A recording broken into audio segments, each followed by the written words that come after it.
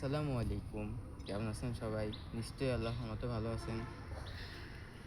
আজকে আপনাদের জন্য আরেকটি ভিডিও নিয়ে আসলাম। সেটি হলো বরবটি চাষ।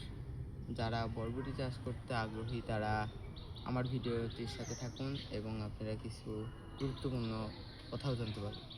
বরবটি গাছ, বরবটি মানুষ নিজের বাড়ির আঙিনায় এবং বাণিজ্যিকভাবেও চাষ করে থাকে। বরবটি সারা বছর হয়ে থাকে, কিন্তু জুন ও জুলাই মাসে দুইটার সময় বরবটি খুব সুন্দর হয়, কিন্তু মানুষ সারা বছরই লাগায়।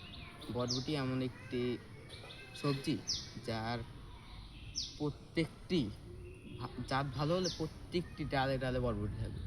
এটি কিন্তু খুব একটি সুন্দর একটি নিয়ম। আর বরবটি গাছের গোড়ায় যদি পানি জমে যায় তাহলে কিন্তু বরবটি গাছটা মারা যাবে।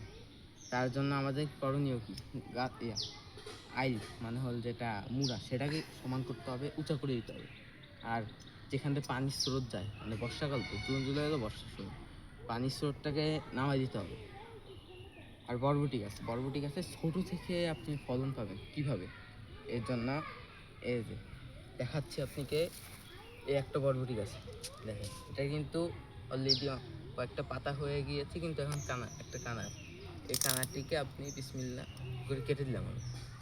এখন কি হবে, কাটলাম কেন? এই কানাটির এই যে গোড়া, এই গোড়ায় সকল পাতার গোড়া থেকে একটি করে কানা বেরো। কী লাভ হবে আপনার? লাভটা তো এখনই হবে। এই প্রত্যেকটি কানা থেকে যখন কানা বেরোবে তখন একটি ডালে যতগুলো বরবটি ধরতো, তার এখন যে কতগুলো ডাল ধরবে প্রত্যেকটি ডাল থেকে একটি করে, প্রত্যেকটি ডালে বরবটি আসে। এইটি হলো বরবটি গাছের ছোটো থাকতে ভালো ফলন পাবে।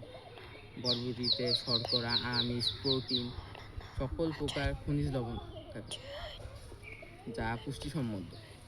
আর যদি ভালো জায়গা হয় আর হলো, তাহলে বরবটি খুব সুন্দর ফলন পাবে।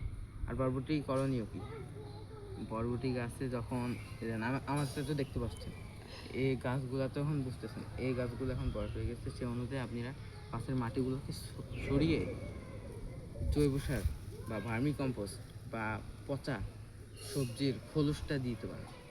পচা সবজির খোলস, সেটি দিলে আপনি গাছে সুন্দর ফলন আসবে।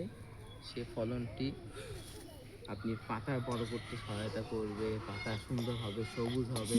দেখা যাচ্ছে আমার গাছটা কত সবুজ, কেন? এটা আমি সর্বপ্রথমই আগে ছোটো থাকা অবস্থায় এটি প্রয়োগ করেছি।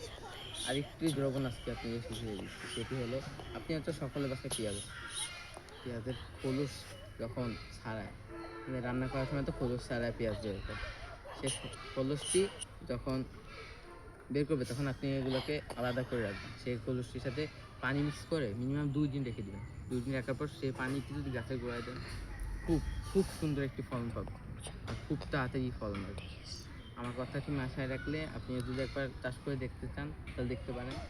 আর যদি আপনাদের কোনো সমস্যা হয়ে থাকে, আমি এই বিষয়ে বুঝতে পারছি না, আমার এই বিষয়ে একটি ভিডিও দরকার, আপনি আমাকে এই বিষয়ে কিছু তথ্য দেন, এই সকল কথা আপনি আমার কমেন্ট বক্সে জানিয়ে দিবেন, তাহলে আমি খুব সুন্দর পরের ভিডিওটা আপনার জন্য খুব সুন্দর করে বানিয়ে দিই।